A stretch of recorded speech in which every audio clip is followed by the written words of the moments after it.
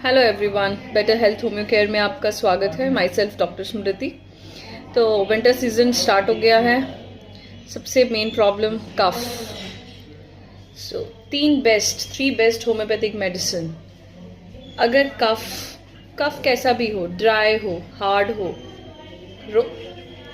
Ringing sound कर रहा हो, विस्लिंग साउंड कर रहा हो, एनी टाइप ऑफ कफ, अगर वो ड्राई एयर की वजह से, ठंडक में बैठने की वजह से, एसी में बैठने की वजह से या सूखी ठंडी हवा लगने की वजह से हो रहा है, तो 3 homeopathic remedies, aconite, causticum and spongia. इनकी मेडिसिन डोज की रिपीटिशंस डिपेंड करता है कि पेशेंट की प्रॉब्लम कितनी है।